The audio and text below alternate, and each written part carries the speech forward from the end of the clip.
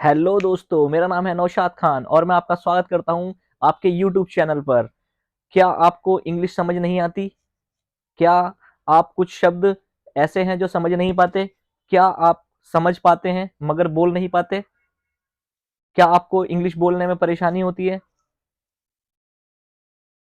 तो हमारे साथ हमारी वीडियो में आखिर तक बने रहें और जानें कुछ नए इंग्लिश के शब्द, नए इंग्लिश के वर्ड।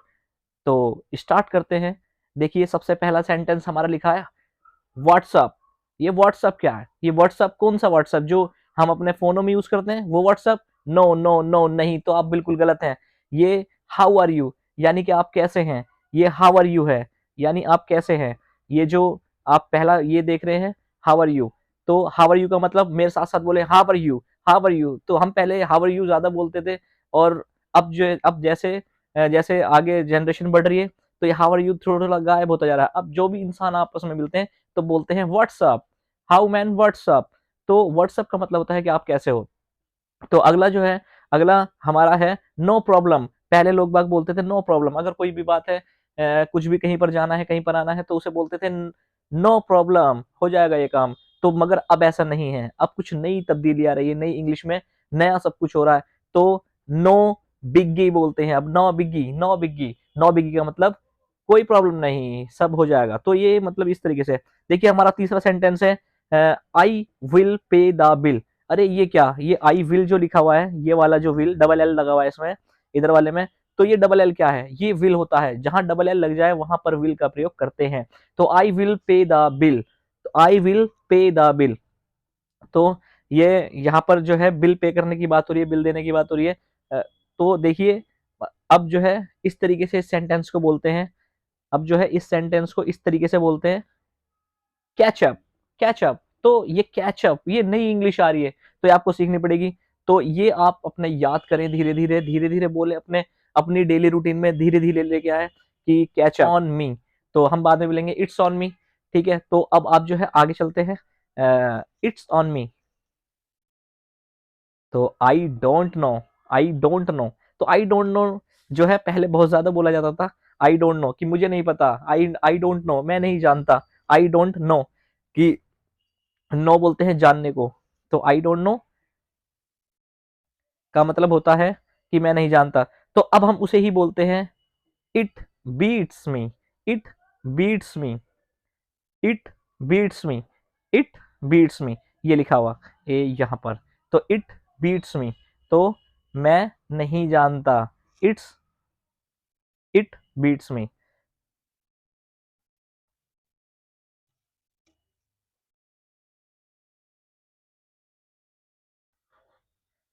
अगले अगला सेंटेंस है हमारा, अगला सेंटेंस है आई एम नॉट टायर्ड। मैं थका हुआ नहीं हूं, मैं नहीं थका। I am not tired, I am not tired, मैं नहीं थका। तो आई एम नॉट टायर्ड का मतलब होता है कि मैं नहीं थका। तो not a bit, not a bit, not a bit. तो अब जो नई इंग्लिश है वो है नॉट ए बिट। ये है न्यू वाली, ये है न्यू वाली इंग्लिश और ये है ओल्ड वाली इंग्लिश, जो कि अब धीरे धीरे धीरे धीरे खत्म होती जा रही है और नई इंग्लिश स्थान अपना प्राप्त कर रही है। तो अगला है, जब भी कोई चीज अच्छी होती थी तो हम बोलते दैट्स अमेजिंग।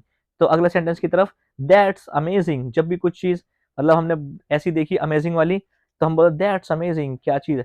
तो अभी हम उस चीज को बोलते हैं that's lights, that lights, that light. तो ये है दैट लाइट, ये लिखा हुआ दैट लाइट।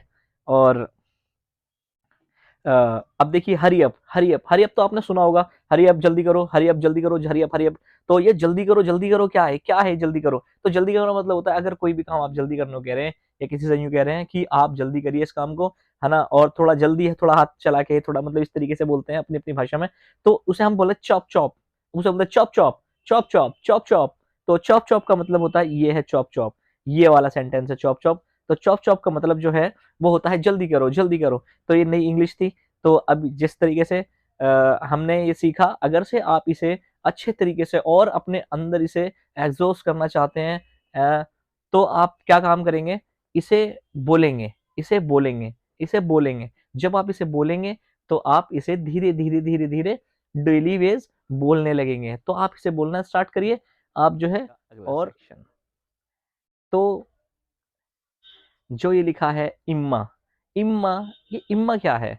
तो स्टार्ट करते हैं हमारी जो है इसी इसी वीडियो में। तो हम आपको नई तब्दीली जो बताने वाले थे, तो इसे इम्मा का मतलब क्या होता है? तो इम्मा का मतलब होता है कि आई एम का मतलब इम्मा कर दिया उन्होंने, आई एम, तो इम्मा कर दिया। तो जो इम्मा है ये इम्मा, तो आई एम इसका मतलब क्या होता है? I M. तो आई एम, अब देखिए मैं एक आपको सेंटेंस बनाता हूँ। जैसे मैंने बोला imma talk to him, imma talk to him, तो इसका मतलब क्या हो गया? मैं उससे बात करने जा रहा हूँ। अच्छा, I am going to talk talk to him, ये लिखा हुआ नीचे वाला, ये देखिए यहाँ पर आपको दिखाई दे रहा होगा आई एम। मैं थोड़ा ऐसे कर लेता हूँ, ये सही रहेगा। हम्म, ये लिखा हुआ आई एम,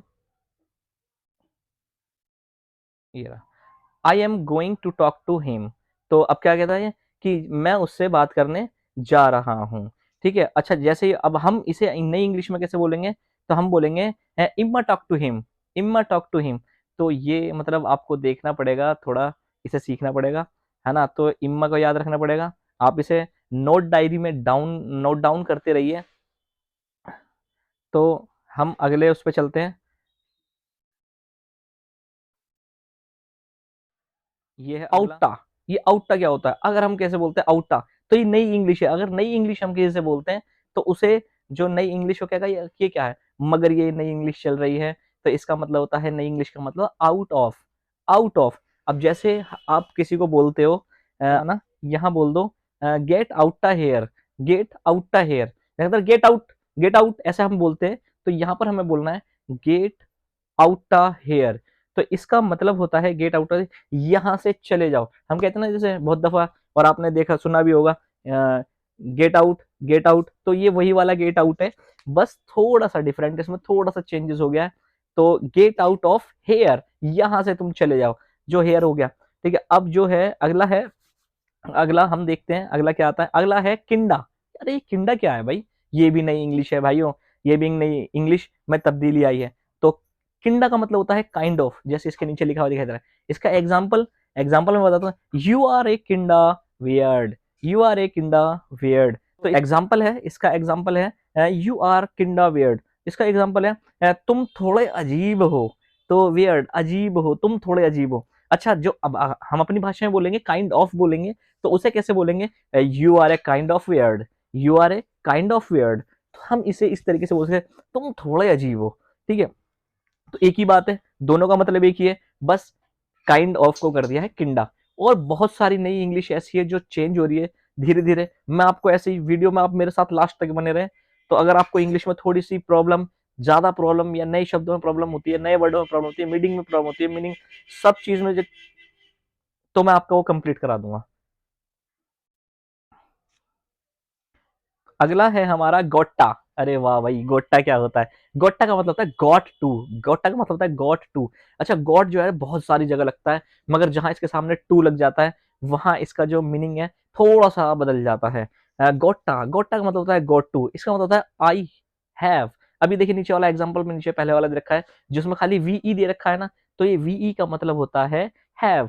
तो अब मैंने बोला आई हैव गोट्टा गो, तो आई हैव गोट्टा गो, मुझे जाना होगा। तो ये हमारा फ्यूचर में लग जाता है, मगर फ्यूचर में होता नहीं है, बोला परसेंट में जाता है। अच्छा, अगला है इसमें, इसी में ही अगला, ये I have got to go, I have got to go, I have got to go, मुझे जाना ही होगा। बस थोड़ा सा इसमें ये डिफरेंट होता है, डिफरेंट कुछ भी नहीं है, बात एक है, बात जाने की हो रही है, जाने की हो रही है। अगर वो जा रहा है तो, और वो कहता है जाना ही होगा या मुझे जाना होगा, तो देखिए बात ना एक ही होती है, बात कोई चेंज नहीं है, कोई अलग नहीं है। अच्छा, फिर इसके बाद में अगला है हमारा, अगर ये आपको समझ में आ गया हो तो अच्छा, गौना। गौना का मतलब क्या होता है? ये गौना क्या है? गौना, गौना का मतलब जो है, गौना का मतलब होता है गोइंग टू, गौना का मतलब होता है गोइंग टू। गोइंग टू, देखो जहां गो आ जाए वहां तो जाने की बात ही होगी, जहां गो आ जाए वहां जाने की बात होती है। और टू, टू से के लिए लगता है ज्यादातर। ठीक है, तो मगर यहाँ पर जहां टू किसी की हेल्पिंग वर्ब के साथ में लग जाए, या अगर से किसी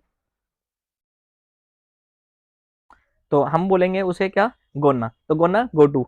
मैं, अब ये देखो मैं कहता I am gonna talk to her, मैं उससे बात करने वाला हूँ, मैं उससे बात करने वाला हूँ, I am gonna talk to her. ये पहला वाला सेंटेंस, पहले वाले एग्जाम्पल में, ठीक है। दूसरे वाले जो एग्जाम्पल है उसमें लिखा है I am going to talk to her. अब देखिए ये पूरा थोड़ा लंबा सेंटेंस करते हैं। अगला है हमारा वन्ना।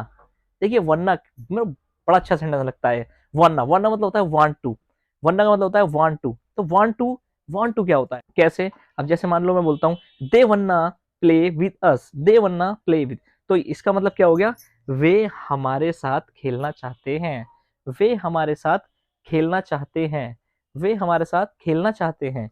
तो अब देखिए अगला सेंटेंस, अगला सेंटेंस क्या है इसका अगला, they want to play with me us. तो अगर आपको कोई चाहने की बात करनी है या आपको ऐसे दिखाना है तो वहां चाहने के लिए वैसे विल लगता है, यहाँ विल का प्रयोग ना होकर, यहाँ विल का प्रयोग ना होकर ये लगता है क्या,